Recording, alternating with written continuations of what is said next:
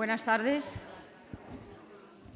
Buenas tardes, queridas socias fundadoras del Círculo de Orellana, queridos amigos del Círculo de Orellana, colaboradores, protectores y mecenas, querido y estimado embajador del Reino de Bélgica, señoras y señores, bienvenidos.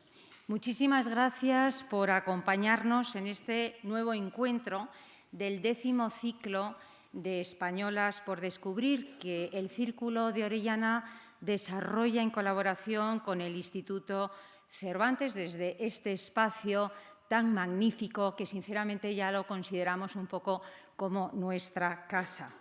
La verdad es que para mí es una gran alegría darles la bienvenida a una sesión que nos invita una vez más a mirar nuestra historia con otros ojos, con atención, con rigor y con la voluntad de reconocer aquello que durante tanto tiempo permaneció en silencio. Hoy nos acercamos a la figura de una mujer excepcional, la beata Ana de San Bartolomé, una mujer cuya vida trasciende lo biográfico para situarse en el territorio de la experiencia espiritual, la determinación y la capacidad de influencia en su tiempo, que, por cierto, no era nada fácil. Discípula cercana de Santa Teresa de Jesús, supo no solo acompañar a la santa, sino también proyectar y expandir su legado con mayúscula, que forma parte esencial de nuestra tradición cultural y espiritual.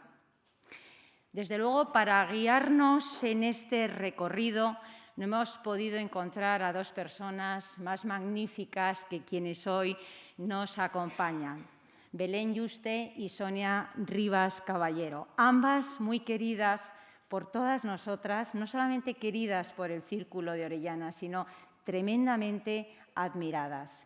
Yo quiero daros la enhorabuena por toda esa aportación que estáis haciendo a la cultura en el rescate de grandes figuras de la cultura y de la ciencia y de tantas mujeres que estáis también vosotras rescatando. Y quiero, desde luego, daros las gracias y la enhorabuena por vuestro compromiso y por vuestra generosidad. Para nosotras es un enorme honor teneros hoy aquí colaborando con el Círculo de Orellana. Y antes de presentarles a ambas, me van a permitir que les diga unas palabras de agradecimiento, pero también que destaque algunas de las personas que hoy nos acompañan, porque hoy nos acompaña mucha gente, pero también hay personas que conocen muy bien al personaje que hoy vamos a tratar. Tenemos con nosotros al padre Francisco Sánchez de Ojeda, provincial del Carmelo Descalzo, bienvenido. Al padre Julián Urquiza, presidente de la Asociación Amigos de Ana de San Bartolomé. Muchas gracias por acompañarnos. Al padre Miguel Ángel González, prior de los Carmelos de Alba de Tormes y de Ávila, y también al padre Juan Miguel Ferrer, responsable del patrimonio de la Catedral de Toledo.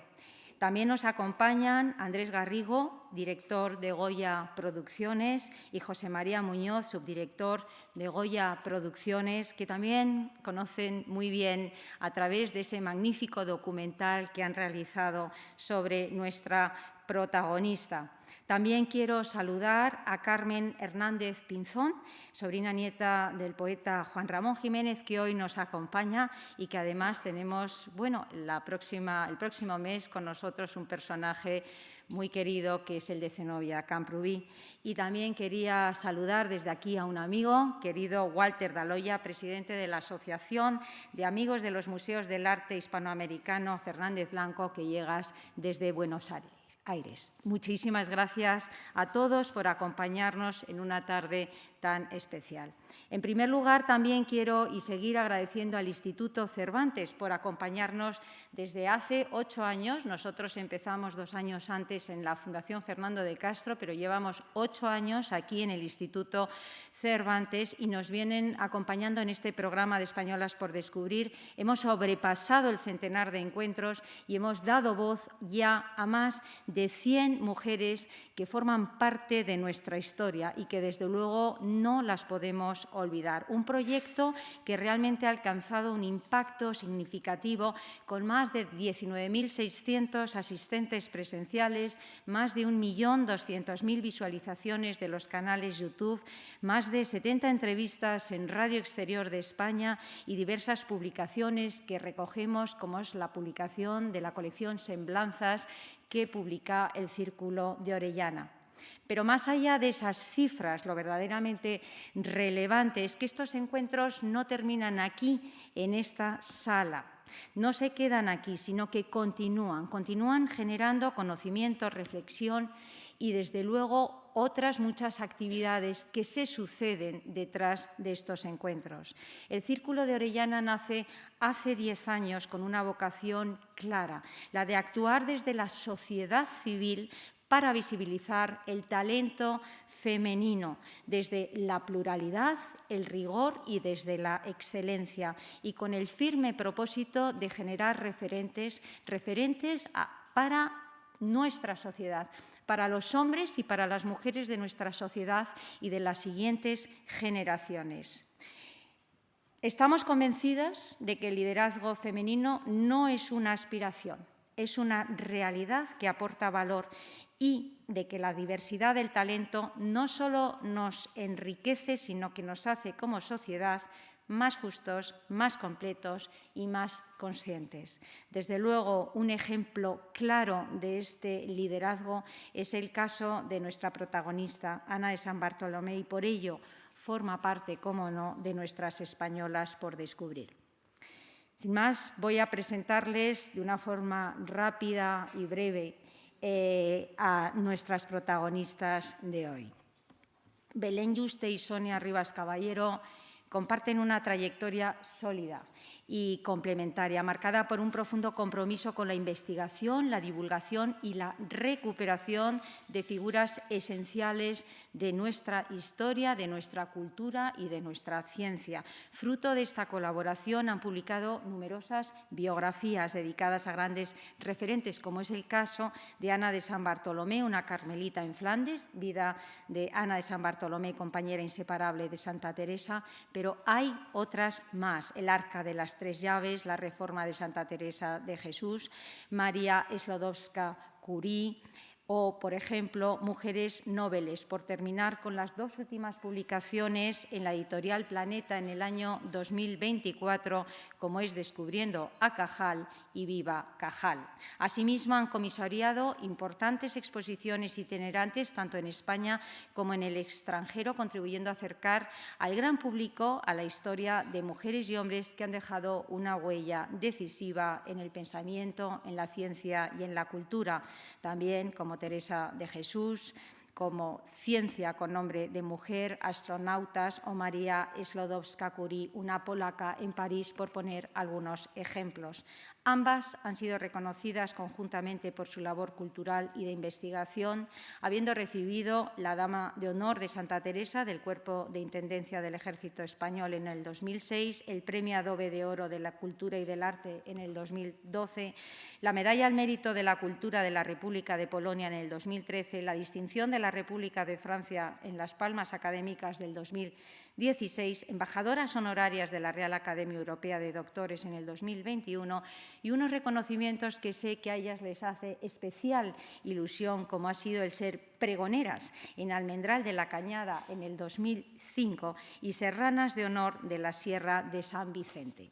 También ambas desarrollan actividades independientemente. En el caso de Belén Yuste es escritora, conferenciante y desarrolla una amplísima e intensa labor de ámbito cultural y científico como responsable de este área en el Hospital Universitario 12 de Octubre y además es colaboradora con la Real Academia de la Historia y ha participado en proyectos audiovisuales de gran relevancia como los documentales dedicados a Santa Teresa de Jesús y Ana de San Bartolomé.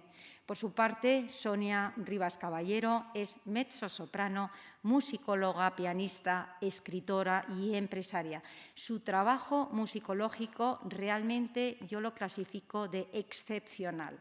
Centrado en la adaptación de los textos místicos a la música del siglo XVI, ha grabado 3 discos, 2 con Radio Televisión Española y además ha tenido una nominación a los Latin Grammy.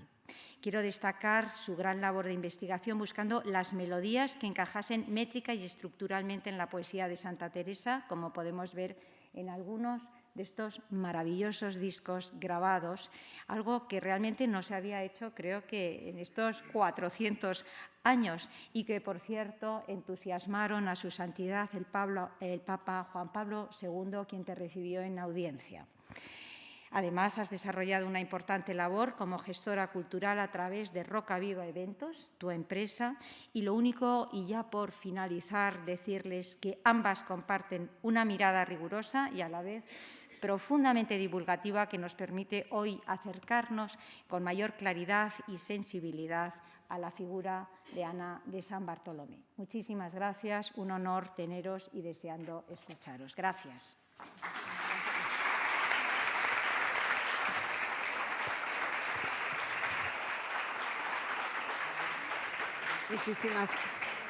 Muchísimas gracias, Leticia, por tu cariñosísima y amplia presentación y agradecer, por supuesto, al Círculo de Orellana que nos haya invitado a contribuir a esta labor que hacen y, sobre todo, felicitarles, porque descubrir a estas españolas desconocidas es una tarea muy importante. Y Sonia y yo nos sumamos a los agradecimientos a las instituciones, a las personas, y ya vamos a empezar con Ana de San Bartolomé, que es a la que queremos que conozcan ustedes hoy dentro de este ciclo. Y primero voy a hacer un ligero, una abuela pluma, en su época, enmarcar al personaje. Ana de San Bartolomé nace el 1 de octubre de 1549 y fallece el 7 de junio de 1626. Es decir, 76 años de una vida muy rica, que realmente verán ustedes que parece una novela, pero una novela injertada en la vida real, una humilde campesina toledana que acaba siendo la sombra de Teresa de Jesús, una de las santas más luminosas del Santoral y amiga y consejera de la hija del rey Felipe II, la infanta Isabel Clara Eugenia, en aquellas tierras de Flandes. Es un salto social absolutamente impresionante. Pues bien, esta vida se marca en una España que mira al Nuevo Mundo, que ya amplía su mirada y su horizonte, a la vez que Europa se desangra con las guerras de religión provocadas por la Reforma protestante y la respuesta de la Contrarreforma por parte encabezada por el emperador Carlos V. Y la vida de Ana transcurre todo el final del reinado de Carlos V, todo el reinado de Felipe II, todo el reinado de Felipe III y parte de Felipe IV. O sea, realmente es una vida que es un periodo de la historia de España en el que florece el siglo de oro español con nuestros grandes literatos y artistas, evidentemente el gran Cervantes, en cuya casa estamos hoy aquí con el nombre de Instituto Cervantes por el Mundo, pues fue contemporáneo de esta mujer que empieza a vivir en un pueblo de Toledo llamado Almendral de la Cañada, al que tenemos un grandísimo cariño, y allí nace un 1 de octubre en una familia pues realmente reconocida en el lugar, muy devota, de una familia de padres muy devotos, tanto la madre como el padre. Ella era la sexta de 7 hermanos y se crió en ese ambiente absolutamente espiritual. Y ella cuenta en su autobiografía, porque tenemos la suerte de que Ana de San Bartolomé escribió mucho y contó las vicisitudes de Santa Teresa y las suyas propias, y nos contaba cómo desde pequeña se escondía en la iglesia con su madre cuando iba a rezar el rosario y sentía que el niño Dios caminaba niño como ella y la apoyaba. pero realmente este periodo coincide con la vida de Teresa de Jesús, que será la mujer que marcaría su destino de manera indefectible, que cuando nace Ana tenía 35 años Teresa de Jesús y estaba saliendo de esa profunda crisis espiritual, que si ustedes conocen la vida de la santa, no era como Ana llamada desde la santidad, desde la cuna a la santidad, sino que fue un camino arduo, dividida entre el mundo y Dios. Ella buscó el retiro, el medio retiro de un convento mitigado en su juventud para retirarse del mundo a medias, y luego tuvo una crisis tremenda de 20 años que ella dice dividida entre el mundo y Dios, para hacer de ese matrimonio de conveniencia que había hecho un matrimonio de amor y buscar de lo que había huido, la absoluta pobreza y la absoluta clausura. Pues saliendo de este periodo es cuando nace Ana de San Bartolomé, y Teresa lo describió así. Pasaba una vida trabajosísima. Por una parte me llamaba Dios, por otra yo seguía al mundo. Parece que quería concertar estos dos contrarios, tan enemigos el uno del otro, como es la vida espiritual y los gustos y pasatiempos mundanos. Pasé este mar tempestuoso 20 años. Es una de las vidas más penosas que se puede imaginar, porque ni gozaba de Dios ni traía contento del mundo. Ello es una guerra tan penosa que no sé cómo un mes la pude sufrir, cuanto más tantos años. Pues en un pueblo cercano a estas vicisitudes crecía Ana de San Bartolomé y llegó a la edad de 9 años, donde pierde a su madre y un año después perderá a su padre. Esta orfandad la marcará, se quedará a cargo de sus hermanos, que la mandan a pastorear al campo. Y eso fue clave para ella, ese enclave, esa naturaleza, donde ella tenía la soledad cuidando al rebaño, donde dice que se le acercaba el Señor, niño Dios como ella, y la aconsejaba y le creó ese mundo interior tan rico, pues es algo de lo que ella siempre hizo gala, de esa infancia en el campo de Almendral de la Cañada. A los 10 años murieron mis padres y quedé muy afligida. Mis hermanos me enviaron a guardar el ganado al campo y el Señor me consolaba. Y los campos me eran deleites y los pájaros me recogían con su canto. Y muchas veces venía el niño Jesús y se me sentaba en las faldas y le hallaba allí cuando tornaba en mí. Ella compartía este inicio de su espiritualidad con una prima muy querida, su prima Francisca, que se cristianó, se bautizó el mismo día que ella, y ese vínculo las mantuvo unidas toda la vida. Y las dos soñaban con vivir en esa soledad, en ese encuentro diario en el campo con aquel niño que parecía que crecía a la par de ellas. Pero realmente esto coincide con la época en 1562, cuando Teresa de Ahumada, la santa con su nombre como monja carmelita mitigada, pasa a ser Teresa de Jesús y funda su primer Carmelo en San José de Ávila, la que sería la casa de Ana de San Bartolomé, sin que ella entonces lo supiera, que solamente tenía 12 años. Pero ella sentía que no quería un matrimonio, que no quería que sus hermanos la casaran para aumentar la hacienda y las fincas, que ella quería dedicarse a ese niño. Pero realmente sorprende cómo una niña que no había conocido ninguna vida conventual tuviera esta ilusión, esta esperanza. Entonces no sabía, ella decía, hablaba con su prima qué iban a hacer para esto, y tuvo una visión entre sueños que le abrió el camino. Y dormida, vino la Virgen con su niño en brazos y me dijo: hija, no tengas pena, yo te haré monja en mi casa. Y mostróme la que acababa de hacer nuestra santa. Y vi las monjas y diéronme de beber, que tenía sed. Esto pasó en un bis antes de despertarme. Yo quedé muy consolada y alegre de haber conocido la casa. Y después, cuando fui, reconocí el hábito y el pote en que me habían dado de beber. Pues esto sucedía el tiempo que Santa Teresa, ya había pasado 5 años en la clausura de San José de Ávila, llega al general de la Orden del Carmen, acaba de terminar el larguísimo Concilio de Trento y ve un ejemplo enorme en el convento que había creado esta monja, que había sido tan criticada y tachada de loca y visionaria, incluso en el punto de mira de la Inquisición, y le pide y le ruega que funde tantos conventos como pelos tenía en la cabeza. Esto es 1567, tenemos a Ana ya con 17 años, y en ese momento momento ella se plantea cómo puede hacer realidad su sueño y curiosamente, casualmente, cambian el cura de Almendral de la Cañada, llega un cura nuevo y en confesión le cuenta el sueño que había tenido. Y este clérigo reconoce inmediatamente el primer convento teresiano y le dice que él va a escribir al obispo para que pueda hacer realidad su sueño. En el pueblo es malinterpretado esto de que el obispo de Ávila llame a la joven hija del matrimonio de Almendral. ¿Para qué querría el obispo a esta joven muchacha? Y siempre fue realmente víctima de malinterpretaciones. Ella sufre mucho, sus hermanos de ninguna manera quieren que se meta en un convento y le hacen una contra tremenda, pero ella insiste y finalmente consigue que en junio de 1570 la lleven al convento de San José de Ávila, donde el obispo ya había hablado y las monjas estaban felicísimas de recibirla. Cuando las ve, reconoce, como ha contado ella en sus sueños, la jarra y la cara de la monja que la recibía. Y ella se hubiera querido quedar ya, pero el obispo todavía no había dado licencia y tuvo que volver a Almendral. Esa vuelta fue durísima porque les confesó a sus hermanos que además de monja quería ser hermana lega. Hermana lega o freila o de velo blanco son las monjas que no tienen capacidad de decisión ni participar del coro. O sea, hay monjas de velo blanco, monjas de velo negro o de coro. Las monjas de velo blanco se dedican al servicio. Y Ana quería hacer de su vida, el eje de su vida, el servicio a la comunidad y encontrar al Señor en soledad. Teresa no había querido tener monjas legas, pero se dio cuenta de la necesidad y la primera que entró en el Carmelo de San José de Ávila como hermana lega sería Ana. Pero aún le quedaba un largo camino porque sus hermanos se empeñaron en que si tenía que ser monja, que lo fuera en una orden reputada, que clarisas, jerónimas, pero no siguiendo a la loca de Teresa de Jesús, y esto le hizo una contra enorme. Y mis hermanos me decían que ya que quería ser monja, ¿por qué no escogía un monasterio honrado y bueno de una orden conocida y no aquel de carmelitas descalzas que hacía poco había fundado una loca, Teresa de Jesús, y había habido grandes revueltas sobre aquella fundación? Realmente la presión fue tanta que Ana somatizó muchísimo y empezó a tener verdaderos problemas de salud hasta quedar prácticamente inválida. Sus hermanos pensaron que quizás habían hecho demasiada presión sobre ella y en torno a la fiesta de San Bartolomé fueron a una ermita que hay en los aledaños del pueblo a pedir al santo que recuperara a su hermana la salud.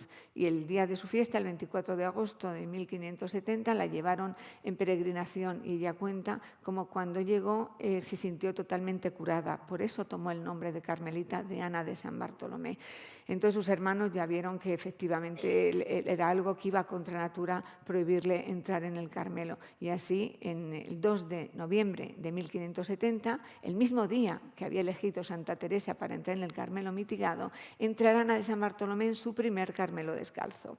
La recibió María de San Jerónimo, otra gran carmelita, porque Teresa de Jesús estaba fundando en Salamanca y realmente ella estaba feliz, por fin había conseguido su sueño, pero todavía le quedaba un largo camino, porque el periodo de noviciado fue una larga noche oscura para ella, en el que ese niño, ese Señor Jesús que tanto adoraba y que tanto la acompañaba, de repente desapareció. Y la Madre María de San Jerónimo siempre valoró mucho la candidez con la que Ana refería su vida espiritual. Entrando en el convento, en pocos días que estuve allá, se me escondió el Señor y me quedé a oscuras. Yo estaba bien desconsolada y decía: «Ay, Señor, ¿qué es esto? ¿Cómo me habéis dejado? Si no os conociera, pensara que me habéis engañado. Y si pensara que os habíais de ir, no viniera al monasterio». Y díjelo a mi maestra, y rióse mucho de mi simplicidad, consolándome que presto volvería el Señor. Y así fue, que en acabando el año del noviciado, volvió su divina presencia como de antes. Y cuando la santa vino, yo estaba de novicia, y el mismo día que entró en la casa, me abrazó en viéndome y me dijo: «Aunque sea novicia, llévenla a mi celda, que quiero que sea mi compañera». Pues estamos en 1571, se produce el encuentro que marcaría la vida de las dos, porque Ana marcó mucho también la vida de Teresa, y en ese momento Santa Teresa había sido nombrada priora, nada menos que el convento de la Encarnación, el convento mitigado, del que ella había salido con mucha contra de sus compañeras, pues por obediencia tuvo que ir de priora. Fue un trienio difícil para ella, y en ese trienio tuvo lugar la profesión de Ana de San Bartolomé un año después, en 1572, el día 15 de agosto, el que eligió Santa Teresa para darle la profesión, aunque ya no pudo ir, estaba en Ávila, pero en otro convento y la clausura era absoluta en ese momento, y entonces dio todas las instrucciones para que Ana procesara. Fíjense que realmente en aquel momento ella sabía un poco de lengua romance, pero firmó su acta de profesión con una simple cruz, la que luego escribiría tantísimo, sería secretaria de la Santa, firmó su acta con una cruz. Y ahí empieza su camino ya de vida de carmelita. Cuando acaba la Santa el trienio, vuelve a San José y se la quiere llevar a tierras de Andalucía, donde ella iba a fundar. Pero Ana había empezado a somatizar mucho las presiones, hacía mucha penitencia, dormía poco y había empezado a resentirse su salud. Y entonces la Santa decidió que se quedara y que más adelante la acompañara, pero que aflojara un poco la penitencia, que ella no quería, y lo decía, tristeza y melancolía no las quiero en casa mía. Era una frase muy teresiana. Pues se va a Andalucía y Ana sigue con su vida en el Carmelo de San José. En 1577 volverá Santa Teresa y volverá penitenciada por graves problemas entre la orden calzada y la descalza a la que ella había dado vida. El provincial del Carmelo, el general del Carmelo, la prohíbe volver a fundar ningún otro Carmelo y que se retire a modo de cárcel al convento fundado por ella que elija. Ella elige San José de Ávila, su primer Carmelo, y allí se reencuentra con Ana de San Bartolomé en una situación realmente penosa, de aquella fuerte campesina toledana que ella recordaba, pues quedaba casi una sombra y era una débil mujer, y enseguida ella toma las riendas, conocía por experiencia propia lo que puede ser la presión psicológica, mental y espiritual en un cuerpo humano, y le pide que tiene desde luego que descansar, que deje la oración, que no se trata de hacer tanta oración y tanta penitencia, que el Señor viene también en otros momentos. Y entonces es cuando, además, con muy buen sentido pedagógico, considera que ayudando a las demás, su vocación de servicio la sacará de este pozo en el que se estaba metiendo y la nombra priora de enfermas, convencida que en esa tarea recuperaría ella misma la salud. En ese tiempo vino nuestra Santa de Sevilla y como me halló tan flaca, llamóme a su celda, consolándome y trayéndome la mano por el rostro, mandándome que me esforzase y fuese a dar de comer a unas enfermas. Me dijo: ande, hija, sea buena enfermera desde ahora y no me venga a pedir licencia para lo que hubiere menester. Sea priora de ellas, que el Señor la ayudará. Y como no dormía por orar, díjome un día la Santa: hija, entañendo a dormir, quite la oración y duerma. Y era cosa maravillosa que el Señor obedecía a la prelada y me dejaba dormir hasta que nos llamaban por la mañana. Pues ese trato diario con Santa Teresa fue calando, y en la Navidad de ese año de 1577 el Carmelo, que sufría esa grave persecución, encarceló a San Juan de la Cruz, que estaba de confesor en el convento de la Encarnación. Y Santa Teresa no dudó ni un minuto en empuñar la pluma y escribir al propio rey Felipe II para decirle que más prefería verle a manos de moros que de calzados. Imagínense hasta qué punto llegó la persecución entre las dos ramas del Carmelo. Y fue un tiempo muy, muy difícil en el que Ana vio llorar muchas veces a Teresa y fue su paño de lágrimas. Y finalmente, en la Navidad del año siguiente, de 1578, ya fue el cenit de esta persecución. En Roma se hablaba de las disensiones entre las dos ramas. Estaba a punto de desaparecer la rama calzada por la que ella había sufrido y había luchado tanto. Y para colmo de males, pues realmente el nuncio de la época la acusaba también como fémina, inquieta y andariega, esa famosa frase, y se había caído por la escalera del convento, se había roto el brazo izquierdo, y ya Ana se convertiría no solamente en su enfermera, en su compañera, sino en su propia enfermera, no la abandonaría nunca más. Y las noticias se sucedían una tras otra, de manera que, como ella decía, la Santa era como un río de lágrimas.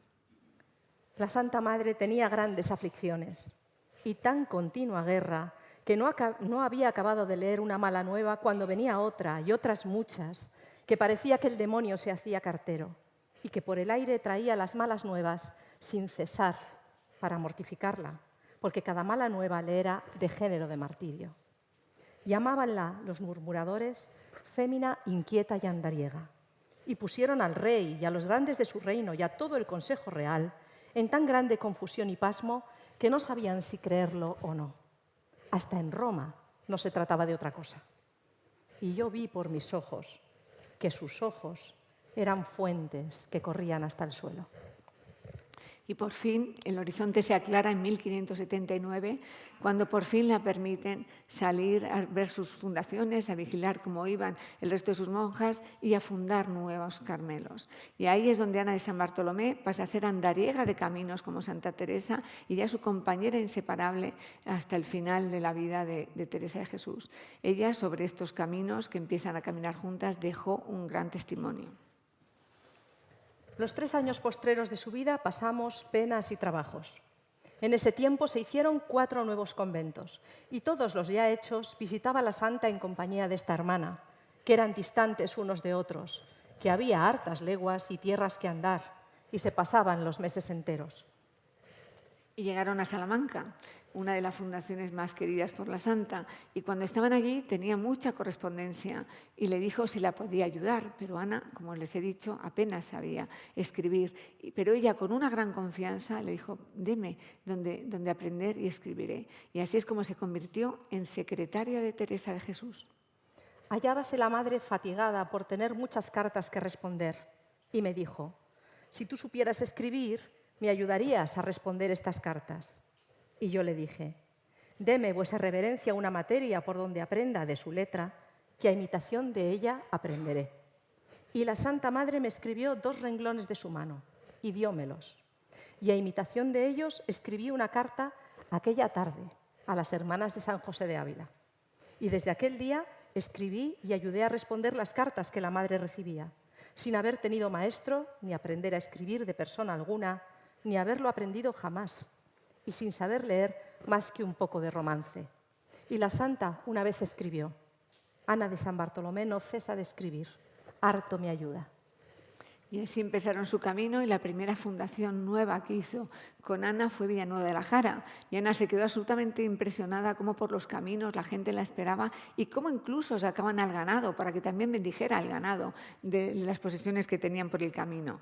De Villanueva de la Jara pasaron a Palencia y en Palencia tuvo la grandísima alegría que por fin se dio a conocer y se publicó el breve en el que se reconocía la separación de la orden carmelita en las 2 ramas, la calzada y la descalcez en la que ella había dado vida. Entonces sí que lloraba la santa, pero lloraba de alegría. Ese fue un momento muy, muy feliz y ella decía que ella podía morir tranquila. De ahí pasaron a Soria y en Soria, en esos caminos, la santa escribía mucho una de sus frases más conocidas. Nuestra Santa Madre no era amiga de gente triste, ni lo era ella, ni quería que los que iban en su compañía lo fuesen. Decía, Dios me libre de santos encapotados. Sacaba pláticas de Dios por los caminos, de suerte que los que solían ir jurando y traveseando gustaban más de oírla, que así se lo oí yo decir a ellos. Pues llegamos a la última fundación en Burgos en 1582 y ahí va en los fríos, ese invierno durísimo, sufre muchísimo de la fundación, pero la saca adelante como todas y pasa por Valladolid para arreglar unos temas pendientes del testamento de su hermano Lorenzo, que a pesar de tener fama de santidad y de ser ya una gran carmelita reconocida, las miserias del mundo, como ella llamaba, también la atañían a ella y esa herencia de su hermano le trajo problemas bastante importantes que fueron su vía crucis final. Pues acompañada de Ana llegó a Medina del Campo después de este desasosiego y allí esperando volver a San José de Ávila, lo que era el nido de su reforma, pero se cruzó una orden del superior de aquel momento porque la duquesa de Alba la requería para estar en el nacimiento del primogénito de la casa ducal y desviaba sus pasos a Alba de Tormes. Ana de San Bartolomé sufrió enormemente porque veía que la santa ya estaba mal, pero la obediencia era lo primero y para allá partió Teresa de Jesús casi ya moribunda. A la mañana nos partimos sin llevar ninguna cosa para el camino y la santa iba ya mala del mal de la muerte. Y por la noche se halló con gran flaqueza y díjome, hija, deme si tiene algo, que me desmayo. Y yo no tenía cosa, sino unos higos secos. Y se me partía el corazón y no hacía sino llorar de verme en tal aprieto, que la veía morir y no hallaba cosa para acudirla.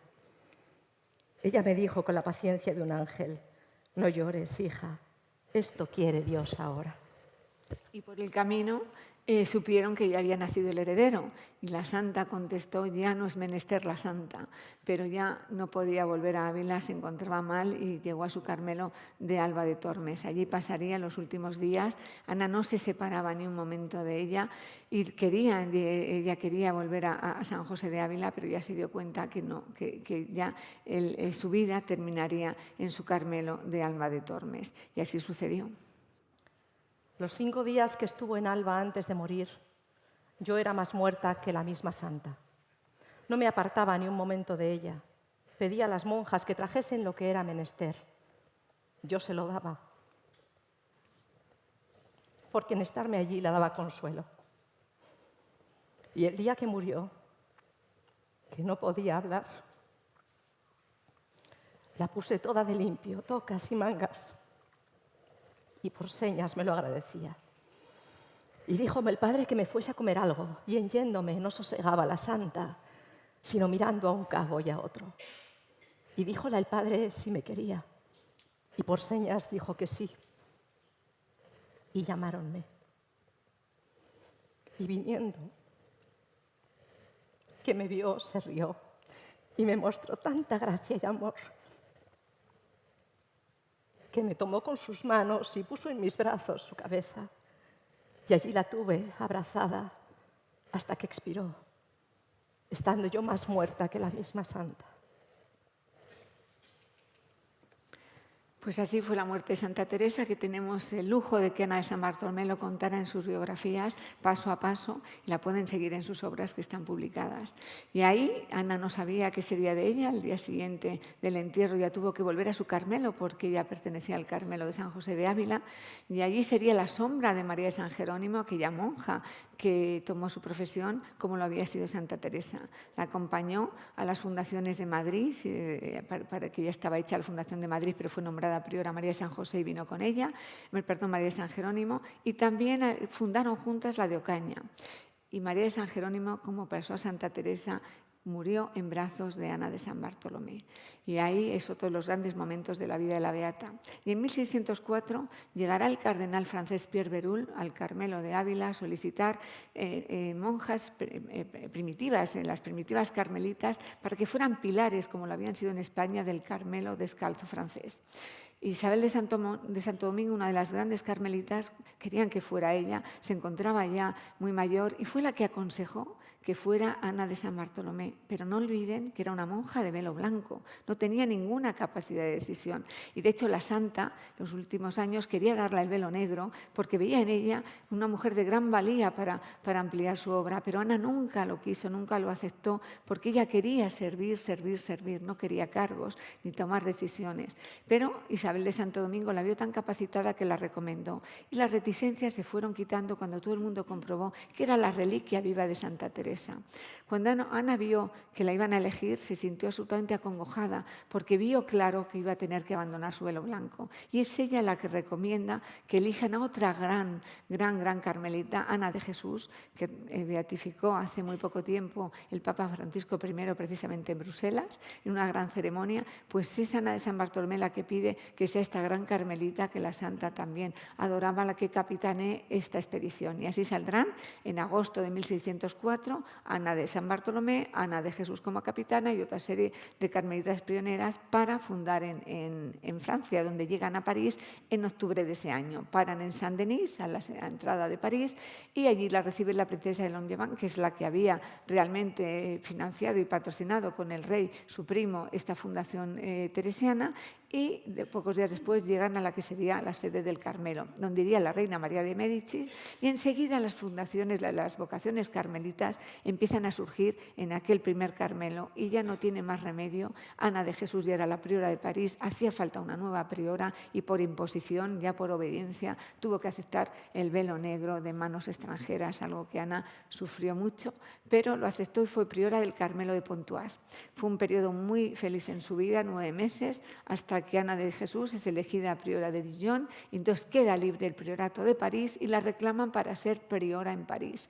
Aquí empieza la noche oscura de Ana de San Bartolomé, cuando el cardenal Pierre Berulle, que tanto la quería y tanto la apoyó, realmente tuvo una serie de injerencias en torno a las constituciones teresianas con las que Ana no estaba de acuerdo, y sobre todo Ana exigía, dentro de lo que podía exigir en su papel, que vinieran los frailes carmelitas, porque las carmelitas españolas habían ido con la esperanza de que pasarían a la jurisdicción de la Orden del Carmelo Descalzo, después de ese periodo de depender del cardenal Berull y de las personas designadas. Y esto no se estaba cumpliendo. Este enfrentamiento hace que el cardenal Pierre Berull la aísle totalmente en el convento, las monjas ya no tienen ningún papel ni ninguna voz en lo que hacen, la requisan la correspondencia y realmente es un momento muy álgido. Ana de Jesús, que sufre también este tema, en ese momento reclamada por la infanta Isabel Eugenia en Flandes y parte para fundar en Bruselas, y la pide que la siga, que no sufra esta agonía, pero Ana piensa que tiene que quedarse ahí al pie del cañón intentando reconducir la situación. Y Ana se queda, será luego, en esa noche oscura,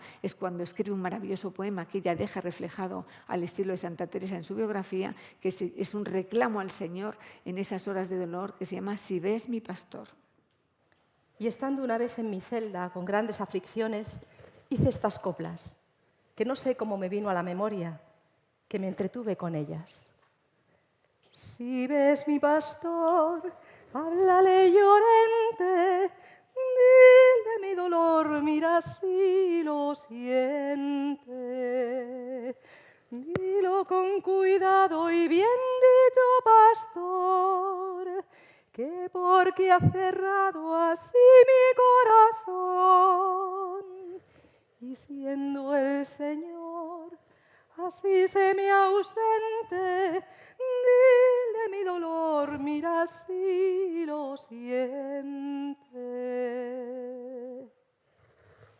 Pues el Señor la escuchó, llegaron los carmelitas a Francia y consiguen que Ana de San Bartolomé salga de ese calvario y pase a tierras de Flandes. En 1611 llegará a Mons, allí como un barco varado en espera de si se quedará allí o hará nuevas fundaciones. En el horizonte estaba la fundación de Cracovia y la fundación de Amberes. Finalmente, el provincial, el general, se decanta por Amberes y hacia allí partirá Ana de San Bartolomé con la misma ilusión que había partido acompañando a Santa Teresa. Y antes de llegar a Amberes hará un recorrido, pasará por el Palacio de Marimonde y verá a la infanta Isabel Eugenia y a su esposo, el archiduque Alberto, que la recibirán realmente entusiasmados por tener ya 2 hijas de Santa Teresa en sus tierras para llevar allí la fe católica y afianzarla. Ana de San Bartolomé dice que pasó la noche en vela porque era tan suntuoso el palacio que no sabía dónde sentarse. Y realmente conoció a la dama de compañía de Isabel Eugenia, de la que se quedó prendada por la sencillez y porque le recordaba, le veía madera de carmelita, aunque evidentemente no se lo dijo, pero se fue muy prendada de esta dama.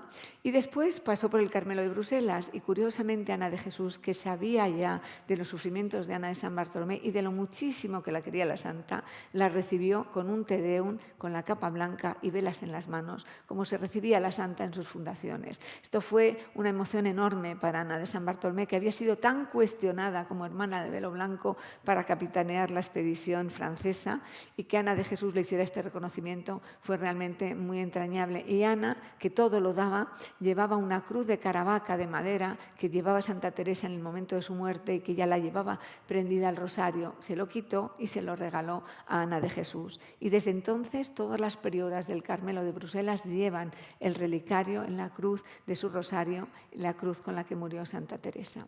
Y de allí fue a Amberes, y en Amberes llega en octubre de 1612 y en una casa alquilada, sin blanca, como hacía Santa Teresa en la Castilla de su tiempo, pues tendrá su primer Carmelo la ciudad. Y cuenta Ana que una noche que una de las monjas se puso enferma, no sabían a quién recurrir y salió a la calle en busca de la primera persona que pasara aquella madrugada, y curiosamente fue un médico. Así que el médico atendió a la enferma, sería ya el médico de toda la comunidad y quien atendería su última enfermedad. Y allí Ana de San Bartolomé realmente fue un faro de espiritualidad y siguió siendo, realmente ella consideraba que era la enfermera, cocinera y seguidora de Santa Teresa. A su primera novicia ella, allí en Amberes la puso Teresa de Jesús, vino una holandesa que fue muy cuestionada, que una holandesa procedente de familia protestante, profesada en el Carmelo, la dio su nombre, Ana de San Bartolomé, y así llega 1614, el año de la beatificación de Santa Teresa. Y ella se consideraba de las más felices carmelitas del mundo de ver elevada al honor de sus altares a su Santa Madre, y tenía prisa por cambiar el nombre al convento, que todos los conventos teresianos se llaman de San José, la mayoría, una devoción muy, muy carmelita que ella había seguido en todos sus Carmelos, y quería añadir rápidamente el nombre de la nueva beata. Ayer recibí una letra de España que me dicen está ya venida la bula de beatificación de nuestra Santa Madre. Si ya está hecha la beatificación, no será peligro llamar la casa de su nombre. Todas estamos gozosas de estas nuevas y de tener este convento. Pues así se llama a día de hoy, Carmelo de San José y Santa Teresa. Y realmente en ese Carmelo pues, pasaron grandes cosas. Ella, como les digo, fue un faro de espiritualidad importante, y llegó un día en que aquella dama de la infanta Isabel, que era Eugenia, sintió la vocación carmelita, y la infanta se desprendió de su dama para que fuera la seguidora de Ana de San Bartolomé. Y así la historia se dio la vuelta. Ella, que había sido secretaria, humilde campesina y secretaria de la santa más grande del Santoral, la dama de la infanta Isabel, que era Eugenia, se convertía ahora en su propia secretaria, y se repitió la historia a la inversa. Es algo que realmente conmueve cuando se leen todas esas cartas. Y la infanta Isabel, que era Eugenia, fue a poner la primera piedra de la iglesia del nuevo Carmelo que se estaba construyendo en Amberes, donde están hoy en día, y les recomiendo que vayan, en la calle Rosier 22, ahí donde tuvieron grandes gracias toda la comunidad. Y estamos en el pleno enfrentamiento en las guerras de Flandes, el asedio de Breda, el famoso asedio de Breda, y dos acontecimientos importantes en la vida de Ana. Uno tiene lugar en 1622 y otro en 1624. Con 2 años de diferencia, las tropas de Guillermo de Orange atacaban Amberes, que estaba en las dos ocasiones desprotegido porque estaban atendiendo, en el caso del año 24, el asedio de Breda, y sabían que estaba desprotegida la ciudad. La infanta Isabel, que era Eugenia, se fiaba tanto que decía ella en la carta a su tío el rey: de Amberes no tengo cuidado, lo protege Ana de San Bartolomé. Pero la realidad es que hubo 2 intentos esos años de asedio muy, muy serios, y se desencadenó una tormenta. La beata se despertó, llevó a todas las monjas al coro, todos rezaron que algo grave ocurría. La primera pasó, y la segunda, en el 24, de noche se volvió a sentir desasosegada, que algo muy grave ocurría. Volvió a mandar a las hermanas al coro, y por la mañana amanecieron un montón de barcas de la legión de Guillermo de Orange absolutamente anegadas por una tormenta que había impedido. Además, había muy poca gente en el castillo, porque efectivamente estaban en Breda, y entonces cuando vieron que intentaba subir alguien por la valla, por los muros, llamaron a las mujeres que había, a los enfermos, a todos, para que se pusieran como que de verdad había gente, y así consiguieron salvar el peligro del momento. Y por estas 2 circunstancias, Ana de San Bartolomé fue declarada en vida libertadora de Amberes, un título del que sus hijas estaban muy orgullosas y del que la infanta dio cumplida cuenta al rey Felipe IV. Y ella misma, cuando partió hacia Breda para dar ánimo a las tropas, quiso parar en Amberes, en el Carmelo, para hablar con Ana de San Bartolomé, y cuenta Clara de la Cruz, que fue realmente su confidente, su secretaria y su todo, que la infanta se arrodilló ante Ana y le pidió su bendición. En el sitio de Breda, algunos hacían tanta estima de sus cartas que siempre las llevaban debajo de las armas como amparo fuerte, y nunca les sucedía desgracia. Venían personas de lejos solo para hablar a Ana, y de muchas partes pedían su consejo. Cuando Su Alteza fue a Breda, quiso pasar a ver a nuestra Madre, y le mostró tal amor que parecía trataba a Su Alteza con su propia hermana. Y al salir se hincó de rodillas y le pidió su bendición, besándole el escapulario. Y como había peligro del convento a Breda, Su Alteza llamó a todos los caballeros de la corte que la acompañaban y dijo a nuestra Madre: «Ahora dadnos la bendición a todos, y con eso ya no hay para qué temer ningún peligro». Y a la vuelta de Breda vino Su Alteza otras 2 veces aquí. Y ese año, 1624, fue un año glorioso para el Carmelo, porque es la canonización de Teresa de Jesús en el Vaticano junto con Ignacio de Loyola, Francisco Javier, San Isidro de Labrador y Felipe Neri. Así que la comunidad de Amberes estaría gozosa y feliz a pesar de las graves guerras que todavía padecía esa tierra con las guerras de religión.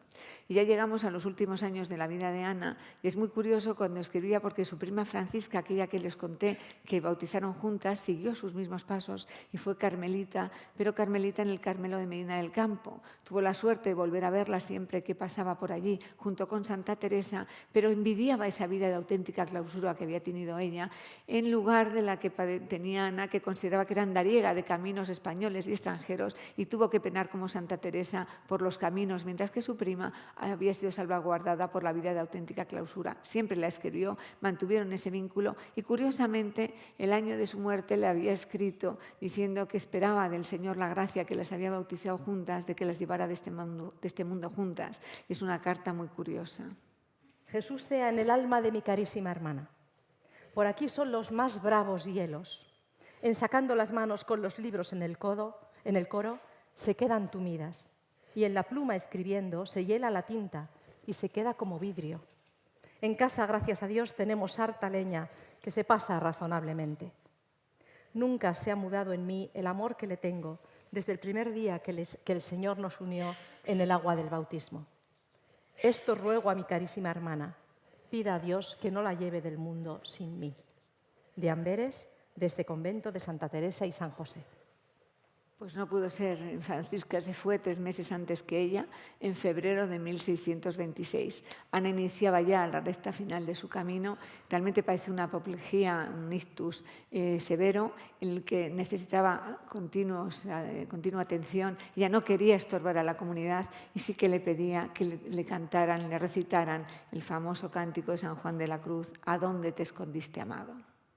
Los postreros meses de su vida era ya de manera que parecía que no vivía en este mundo, y para aliviarse hacía que le cantasen aquellas coplas de nuestro padre Fray Juan de la Cruz. ¿A dónde te escondiste, amado? Y me dejaste con gemido. Como el ciervo huiste habiéndome herido. Salí tras ti, clamando, y era sido. Pues Ana de San Bartolomé quería morir sin ruido ni baraúnda, y sabía que la infanta, cada vez que decían que estaba enferma, mandaba a su médico personal, y ella no paraba de pedir que se la llevaran sin que nadie se enterara.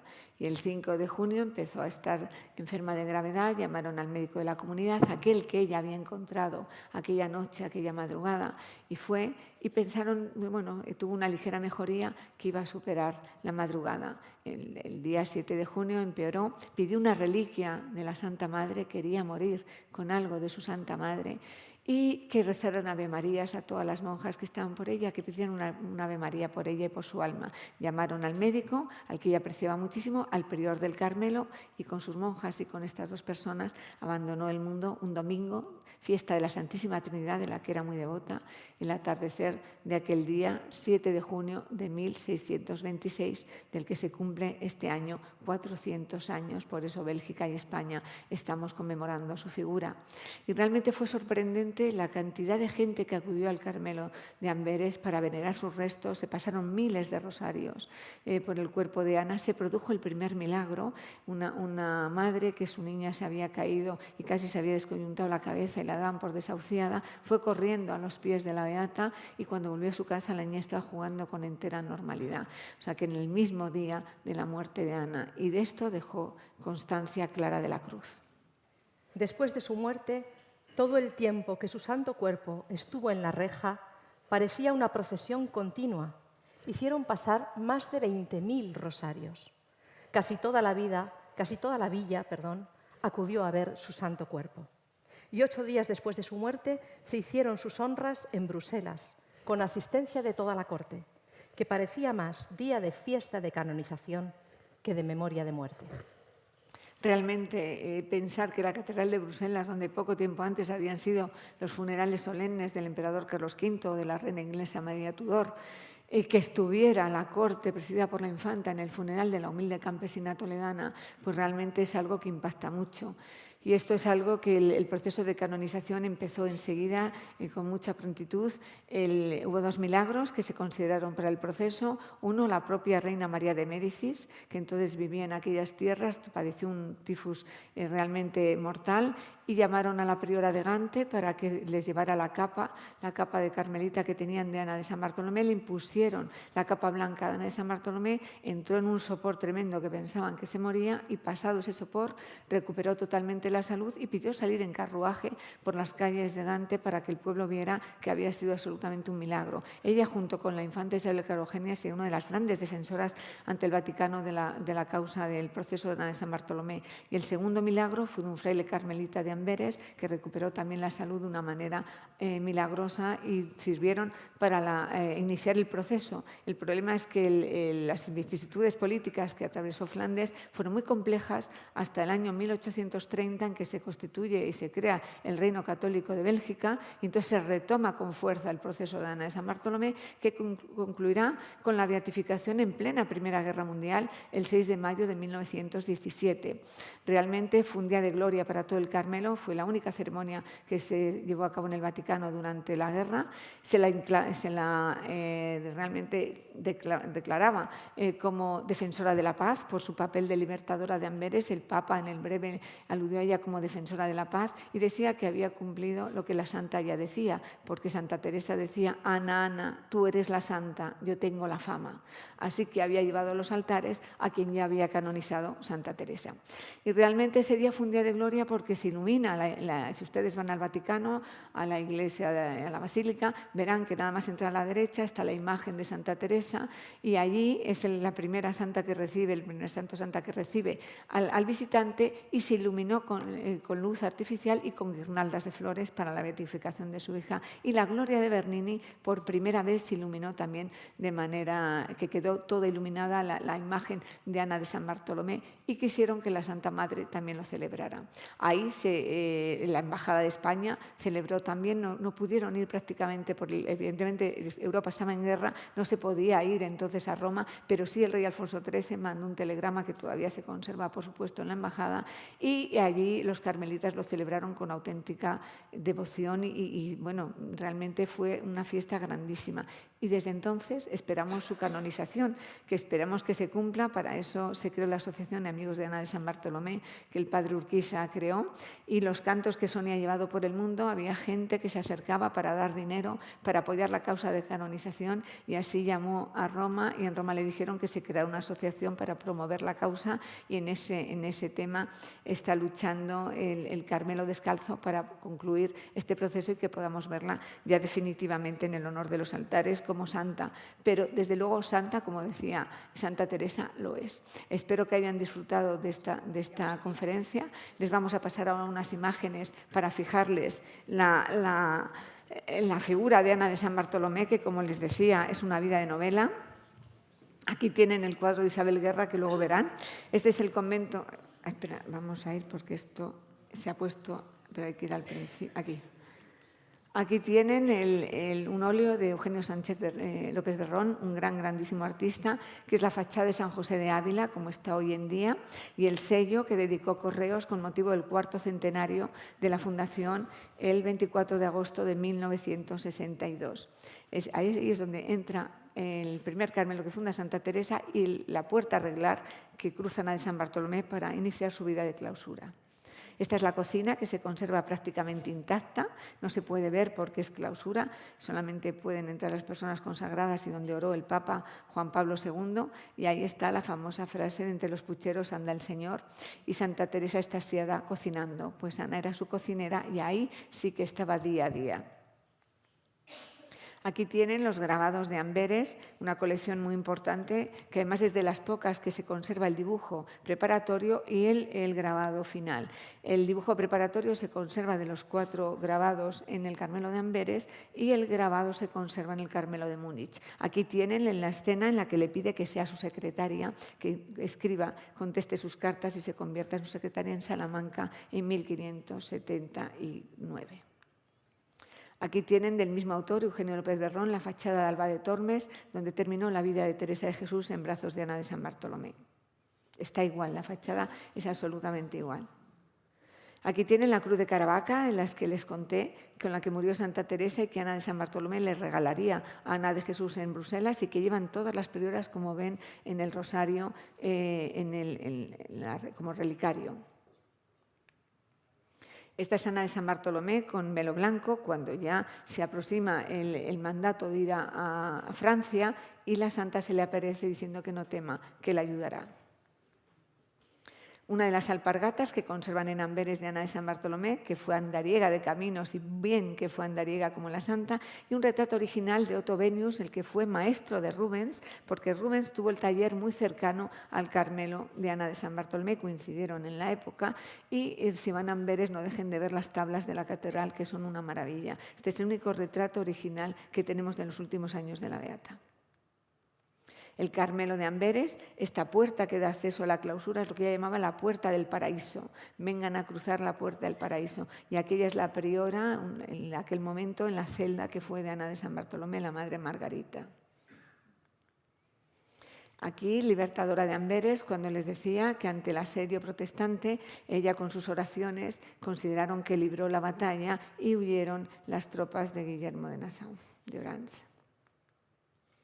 La muerte de Ana de San Bartolomé, el día de la Santísima Trinidad, y ven cómo están sus hijas llorando, menos a la cabecera, Clara de la Cruz, que contaba con la gloria que esperaba a su santa madre, bueno, a su santa priora en ese tránsito. Y ven el dibujo preparatorio y cómo prácticamente la fidelidad del grabado final. Esta es la urna que se conserva en el Carmelo, en la iglesia del Carmelo de Amberes, de la que puso la primera piedra la infanta. La urna con reliquias, la mayor parte del cuerpo está en un altar en lo que fue su celda, y parte de los restos están en esta urna, que son escenas de su vida. Ella de niña jugando con el niño Jesús mientras pastoreaba, el encuentro crucial con Teresa de Jesús, y ella enfermera, priora de enfermas del Carmelo. Aquí tienen las escenas a mayor aumento, en plata. Y por el otro lado, Amberes, libertadora de Amberes, que es como más se la consideró y realmente algo absolutamente emblemático en la vida de Ana de San Bartolomé. El asedio al castillo y ella rezando. Y en los laterales, el archiduque, el esposo de la infanta Isabel que era Eugenia, dirigiendo sus tropas, y ella, la escena en la que le pide a Ana de San Bartolomé, antes de partir a Breda, que bendiga a ella y a todo su séquito, que así no tendrán ningún peligro.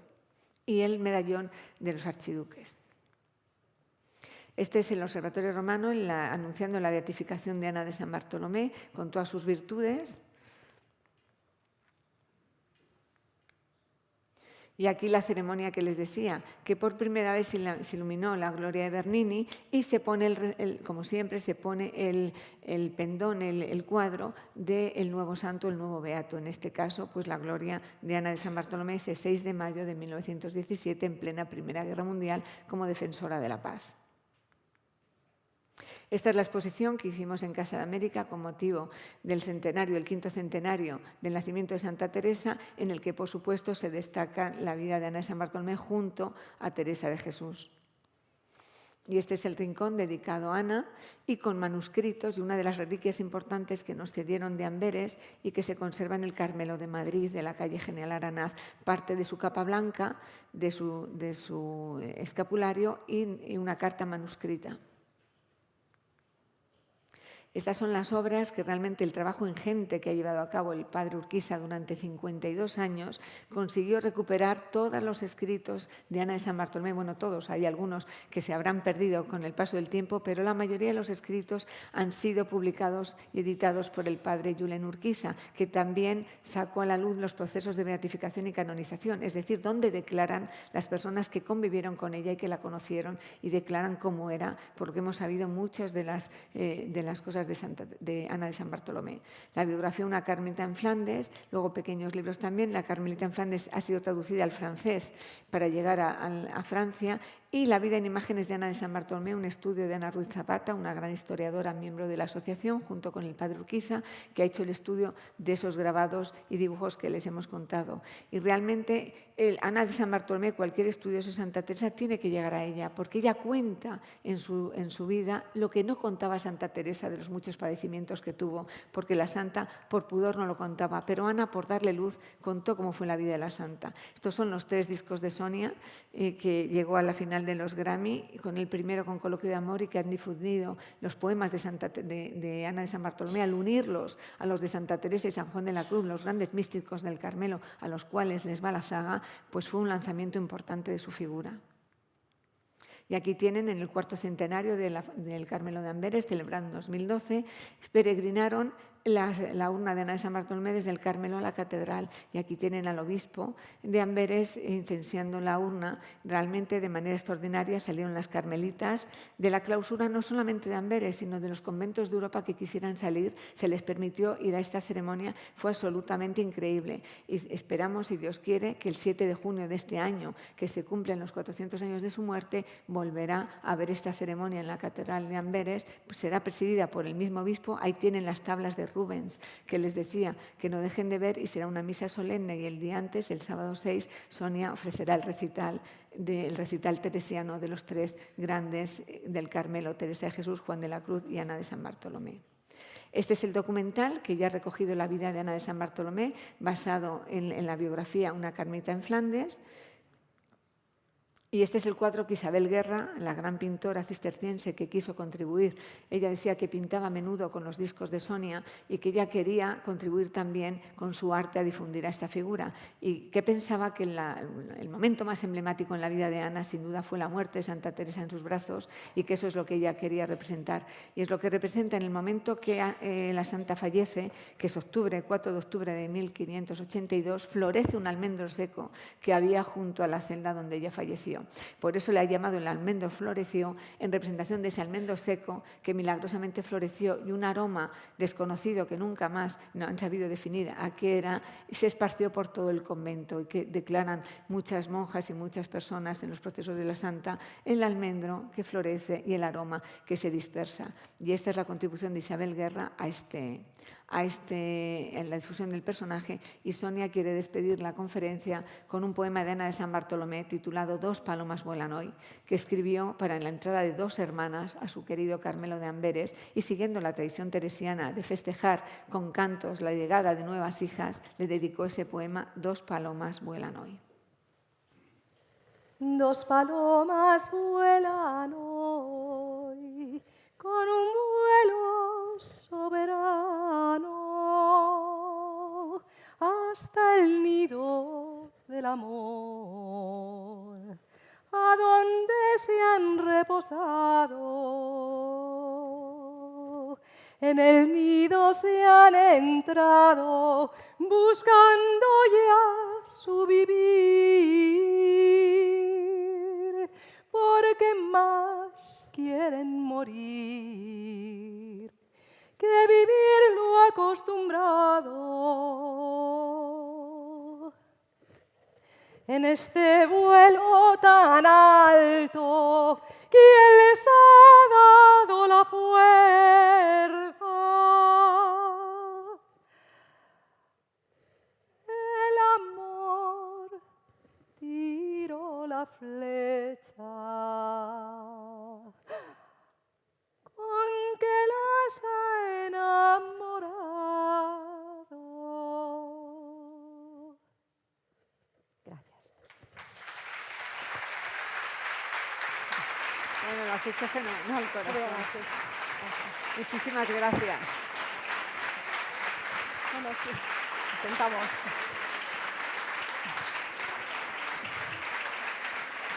Gracias, gracias. Vamos a levantarnos, levantarnos. Gracias. No, dame una mano. Hombre, que los amigos. Claro, que sí. Gracias, muchas gracias. Muchas gracias. Ya me voy a quedar de pie. Es que las he hecho fenomenal. Las he hecho fenomenal. Muchas gracias, gracias. Vamos a sentarnos. Bueno, difícil hablar después, pero muchísimas gracias. Ha sido verdaderamente emocionante escucharos. Gracias, Sonia. Ha sido una grandísima sorpresa este final. Gracias, Belén. La verdad es que nos habéis acompañado en un recorrido increíble, extraordinario y sobre todo, gracias por haber participado y colaborado justamente este año en los 400 aniversario del fallecimiento de esta mujer defensora de la paz, libertadora, de Amberes, y realmente una mujer excepcional.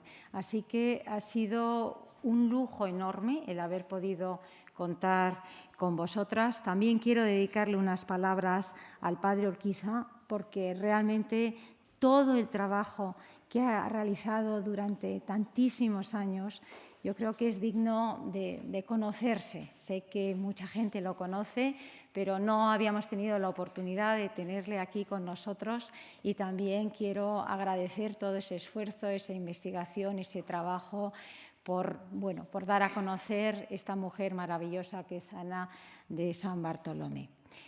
Yo no sé si algunos de ustedes, ya que les tenemos aquí a Sonia y a Belén, quieren aprovechar para hacer alguna pregunta, alguna reflexión. Tenemos un poquito de tiempo, pero lo tenemos. Entonces, si alguno de ustedes quieren, encantados podemos tener esa pequeña... O igual... Tenemos un micrófono inalámbrico, ¿eh? No sé si alguien ahí está. Si podemos responderles, felices. Ha sido tan extraordinaria la ponencia.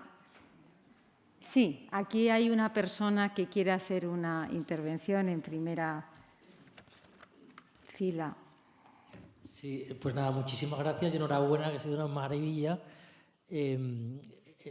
la conferencia sobre Ana de San Bartolomé. Y una cosa, bueno, dos preguntas. Una, cuando entran en el convento, algunas monjas cambian el nombre. Ella simplemente usó ya San Bartolomé. Y la segunda, ¿por qué no se habla de ella como ya Beata Ana de San Bartolomé?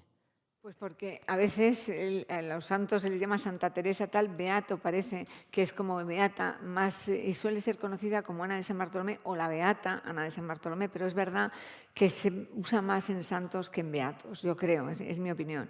Y en cuanto a lo de Ana, ella mantuvo su nombre, pero sí, desde que la ermita de San Bartolomé empezó a caminar milagrosamente, tuvo claro que iba a ser Ana de San Bartolomé, y eso sí que la santa lo respetó, porque a veces Santa Teresa, por ejemplo, Ana de Jesús quería ser Ana de San Pedro. Él dijo, no, de San Pedro no, vas a ser Ana de Jesús. Y sin embargo, a Ana sí pudo ser Ana de San Bartolomé. Y yo quería agradecer especialmente esta pregunta porque viene de Alfonso Ruiz Ojeda Silva, que es sobrino nieto de la reina Fabiola. Y tengo que decirles que la reina Fabiola se volcó en la difusión de este personaje. Desde que la conocimos, Sonia y yo, fue un apoyo continuo, una gran compradora de discos y de libros, porque consideraba que Ana de San Bartolomé la vinculaba a su país natal, a España y a Bélgica, de donde era reina, con lo cual le solucionaba muchos regalos, y fue un lujo todas las conversaciones que mantuvimos con ella y el apoyo enorme que dio siempre a la difusión. ¿Alguna otra intervención? Sí, creo que aquí hay una, sí. Buenas, muchas gracias por la ponencia, la verdad muy ilustradora y muy rica. Yo quería preguntarles más por la vivencia de Dios en Ana de San Bartolomé, ¿no? Hemos recorrido su biografía y cómo se relacionaba con Santa Teresa, pero ¿cómo bebió de esa espiritualidad, de esa experiencia de Dios en su vida, ¿no? La vemos orando, libertando la ciudad y demás, pero ¿qué líneas de espiritualidad podemos decir que tiene Ana de San Bartolomé propias? Ella, yo creo, me sabrán más los padres carmelitas que les puedan contestar. ¿Queréis contestar vosotros? Me parece más precioso es que realmente, sí, realmente ella siente que de alguna manera ella es niña y siente que Jesús es niño. Según va creciendo, Jesús va creciendo, y cuando se hace adulta, Jesús se ha hecho un hombre. Es decir, realmente para ella fue consustancial, pero yo no me atrevo a contestar esa pregunta. Mejor la contestan los padres carmelitas. Lo que yo creo que valoraba mucho, mientras le está en el micro, valoraba mucho Santa Teresa en ella, es que Santa Teresa tuvo una lucha enorme consigo misma. Sí. Y admiraba a Ana, que Ana desde la cuna tenía esa presencia divina consustancial a ella misma, algo que la santa no había tenido. No quiero hablar sobre espiritualidad, precisamente se va a publicar un artículo largo sobre eso en espiritualidad, que escribí yo, pero únicamente sobre una cosa curiosa, nada más curiosa, sobre 2 palomas vuelan hoy. Una cosa curiosa. El capitán Juan Gómez Cano, era amigo de Ana San Bartolomé, fue a donde Ana San Bartolomé a pedir que rogara a Dios para que sus 2 hijas encontraran un marido y que se casara, que ya era hora. Tenía 19 y 21 años. Y ella le contestó, no conocía a las hijas, le contestó, esas 2 hijas pronto estarán aquí. El otro le contestó, no se burle de mí, no se ría de mí, madre. Sí, están aquí. Cuando fue a casa, el marido le dijo a su mujer, la Ana San Bartolomé me ha dicho esto y esto. Y la mujer le contesta, ya que le has nombrado a nuestras hijas, que hagan una visita de cortesía, aunque sea. Hicieron la visita de cortesía, volvieron a casa y dijeron a sus padres, nosotros vamos a entrar en ese convento inmediatamente. Y en la profesión de esas 2, cantó 2 palomas vuelan hoy. En la profesión de las 2. Una de ellas fue a fundar a Colonia y publicó las obras de Ana San Bartolomé en un gran volumen en alemán. Y esa poesía se ha salvado porque en ese libro alemán publicó 2 palomas vuelan hoy. Solo esa curiosidad quería decir. Qué bien. Muchas gracias, porque es un detalle precioso.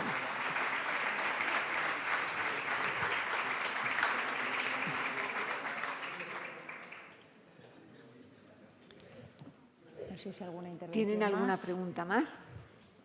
De momento no. Bueno, pues yo nuevamente quiero daros las gracias, la enhorabuena. Hemos disfrutado una barbaridad y yo creo que Ana de San Bartolomé va a formar parte también un poco de todas nuestras vidas. Gracias a vosotras, gracias al Padre Urquiza también, por supuesto, por esa labor que ha hecho. Y a todos ustedes por estar aquí y por querernos acompañar. Simplemente recordarles que las 2 próximas actividades que tenemos en mayo son el día 5 de mayo. En la Casa de América tenemos el ciclo de mujeres hispanas como creadoras de la historia y de la cultura en español y está dedicado ese día a la condesa de Merlín como la construcción de la voz femenina del siglo XIX desde La Habana. Y el próximo 27 de mayo, aquí, en este ciclo de Españolas por descubrir, dedicaremos el encuentro a Zenobia Camprubí, por Emilia Cortés. Están todos ustedes más que invitados. Gracias por acompañarnos. Gracias, embajador, también por habernos acompañado. Y especialmente a vosotras, muchísimas gracias, enhorabuena y mucha suerte en ese acto que tenéis en breve, en junio, el 7 de junio. Gracias a todos.